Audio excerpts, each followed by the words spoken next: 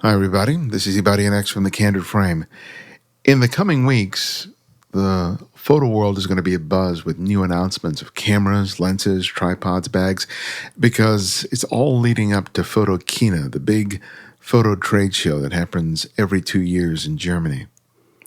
And like last night already, Nikon announced its new mirrorless camera, the Z series. So that's all I'm reading about this morning when I woke up.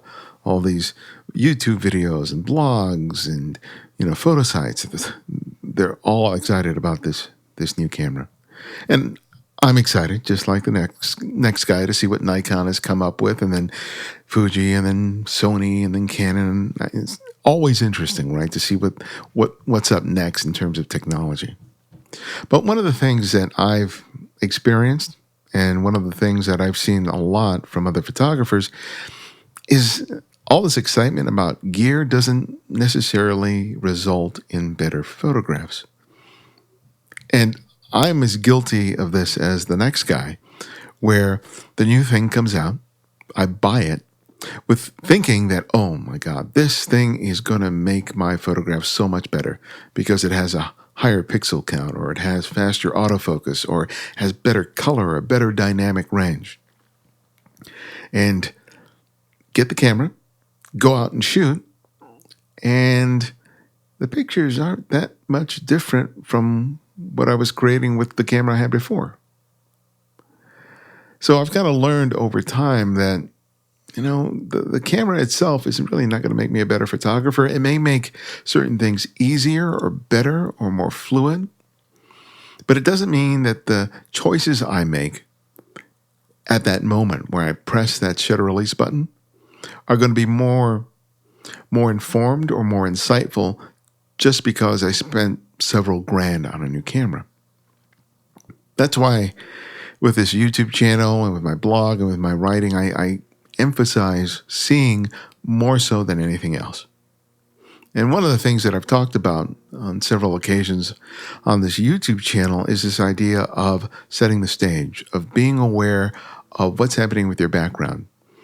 Because if there's any one singular weakness that I see in a lot of street photographs, is that people will compose a shot because they find an interesting subject, but they don't pay attention to everything else that's happening in the frame.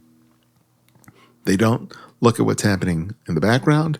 They're not looking at what's happening at the right or the left of the frame.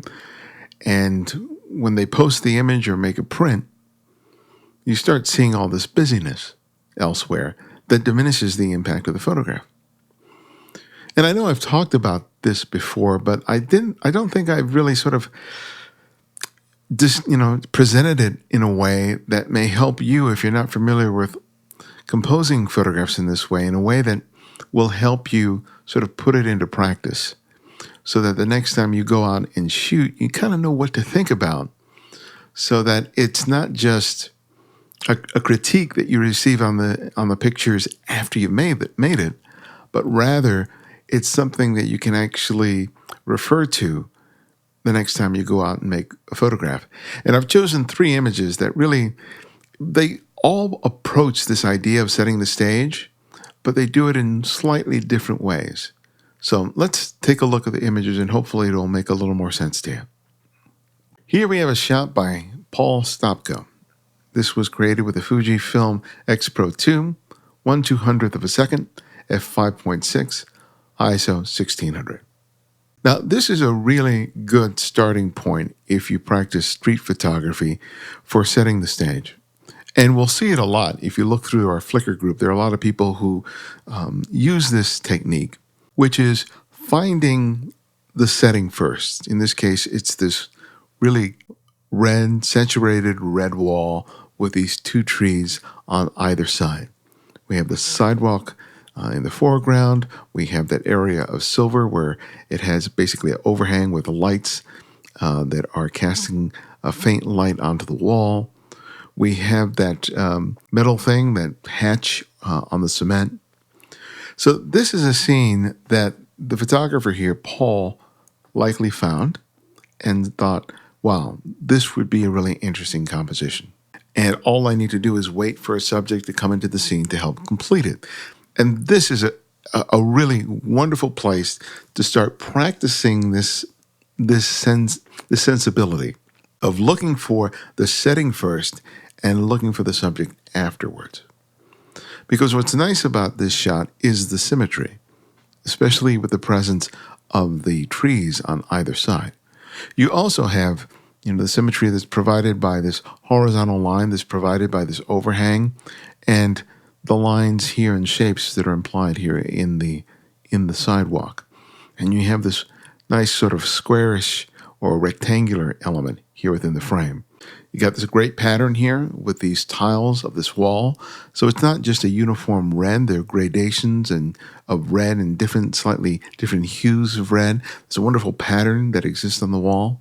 So even without having the boy here walking through the scene, Paul had the opportunity to stand there and kind of figure out what his overall composition needed to be. He had the luxury of time to figure out, okay, how far do I stand from this wall?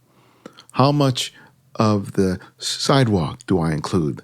The overhang I include? Do I get closer? Do I get further back? Scenes like this allow you the time to be able to figure out, okay, what's my overall frame going to look like?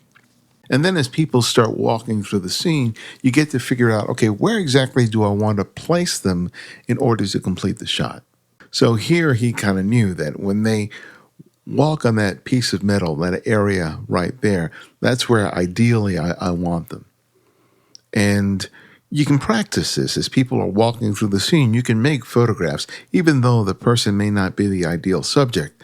What you can do is as people walk through the scene, you take these what amounts to test shots to figure out, okay, exactly where would I need them in order to complete the shot? Because I can imagine that as people were walking through this scene, some people were walking a little closer to the curb, not so close to the wall as this young man is here, which would have created a slightly different feel to the image. So part of that is like you're hoping that someone walks like this young man did and hits that metal hatch at the center of the frame, right? So that's part of the calculation that had to be made. And then the other calculation is watching the flow of movement as the subject moves into the scene. Because what he gets here is this nice splay of the legs as that man or the young man here hits that mark. Because you get that nice triangular shape of the legs, you get that separation between the right and the left leg.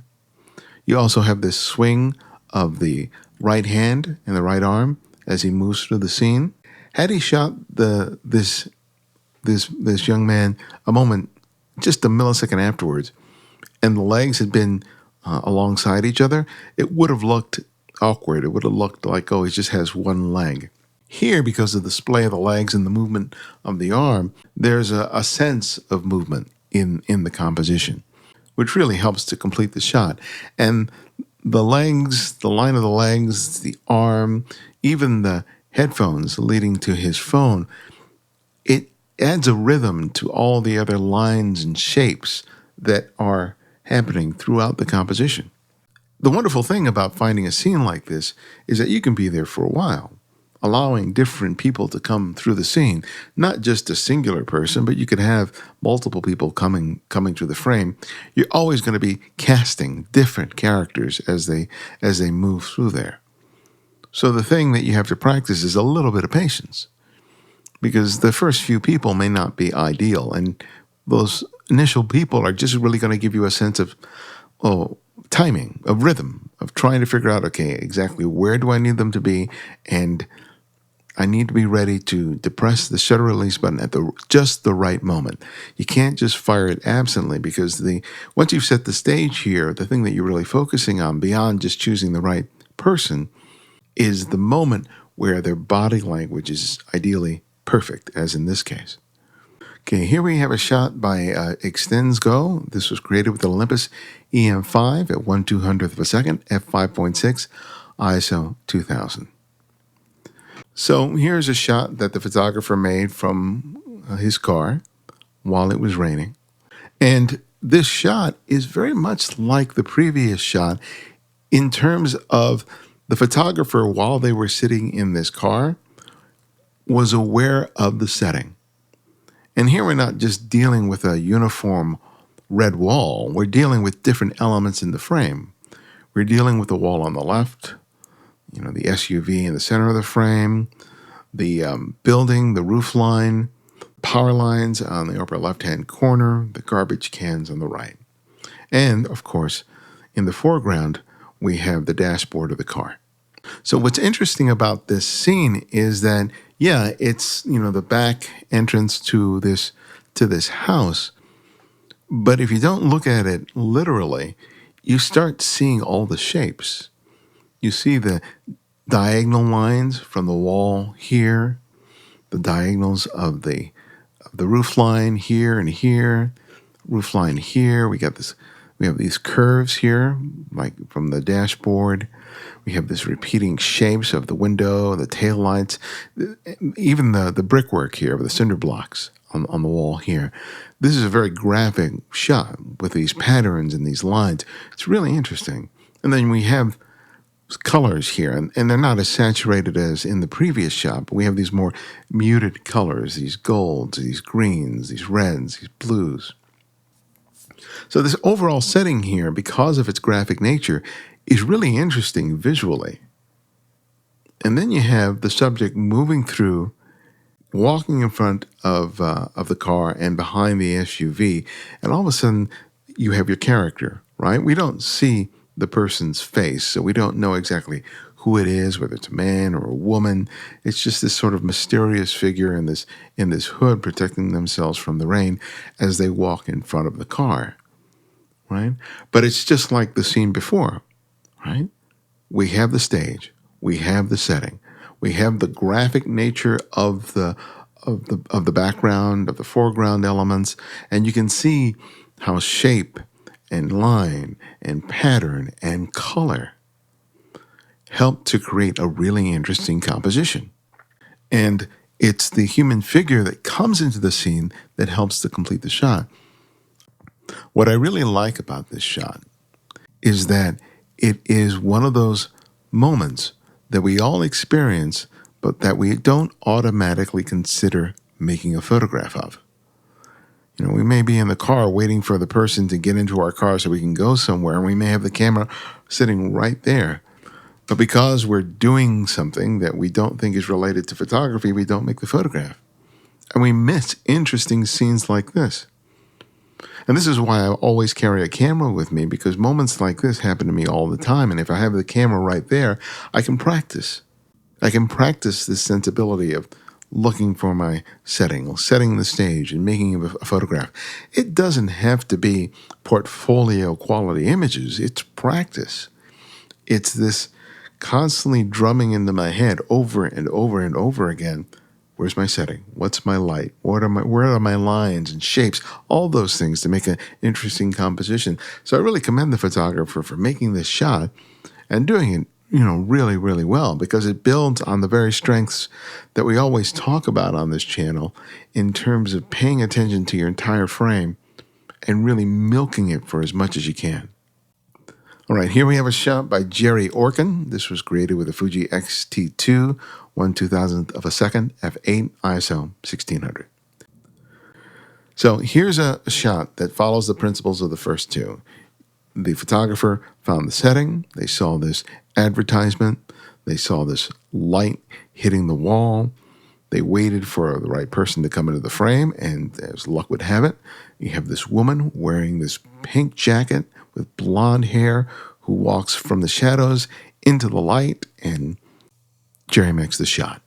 And he has a nice moment where this woman's tongue is just moving past her lips, making for a really sort of interesting gesture and body language. And you have that interesting juxtaposition between the two faces, right? But this is a common motif in street photography, where you photograph someone moving in front of a billboard or an advertisement. It's done so much. It's really a cliche, and a bad one at that. But Gerry does something interesting with it because of the quality of the light. That transition between light and shadow is very, very dramatic, and it really controls the viewer's experience of the image in this particular moment. It's really, really great. And I love that about the shot, especially how the quality of the light brings out the colors of the woman's outfit. But he succeeds in taking this beyond that cliche, not just because of what's happening with the light and shadow, but because the choice he makes to include those elements on the left-hand side of the frame. By choosing to include this area in the frame here, he adds a sense of dimensionality to the entire shot. Without it, if this was just black, the image, while interesting, would be relatively flat. This gives you depth. It gives you a sense of place that wouldn't happen if this area here in the left-hand frame was not there. So you can see how you can take it from the very first shot where it's that uniform red wall with the symmetry provided by the trees and you have that fellow walking into the frame. It's the same thing here. You find the setting, you find the stage, you choose how much do you include, how much do you exclude from the frame, and then you wait for your subject to come into the shot to complete it. And each of the shots that I've shown you takes it to a slightly different level, but the same principle is being practiced. So I don't want you to think that all you have to do is just find an interesting wall and just wait for somebody to walk into the frame. That's a good way of practicing and getting into this sort of mindset to do that. But that can be the launching pad for making much more complex and much more interesting images. You just have to get into the practice of doing it so that when you go out there and you start making photographs, you start seeing these scenes, these settings, even before you discover a subject. So you're not just absently walking down the streets hoping that you find an interesting subject to photograph.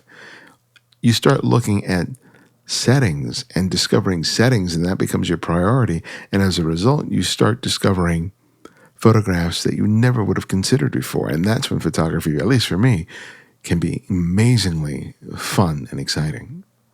All right, thanks for joining me again. If you want to contribute images to the Candid Frame Flickr pool, you can do so by just going on Flickr and doing a search on the Candid Frame and just ask to be added. But you'll have to do it on your computer. If you attempt to do it on your phone or tablet, you'll get a notification that this is a private group and you can't be added. Just ignore that. Just get on your laptop or desktop. Just ask to be added, and I'll be glad to add you to the list. And if you're not familiar with the Candid Frame is a podcast that I've been doing for the last 12 years in which I feature conversations with photographers about their work and about their career. We have over 433 episodes in the can right now, and our most recent conversation was with former New York Times photojournalist Michael Camber. He photographed some of the major conflicts in the United States has been involved with over the last 12, 15 years, including Iraq and Afghanistan. I think it's one of the better conversations that I've had this year, and you don't want to miss it if you've not heard it thus far. And you can just go to the Candid Frame, and you can either listen to it by streaming it off the website, or you can download it using your favorite podcast aggregator. And we also have a podcast app which you can download for free, and you'll find a link for both Android and for Apple iOS on the website, so you can download it and have access to the complete archive. And if you like what you're seeing here, please subscribe, give us a thumbs up, and see you next time.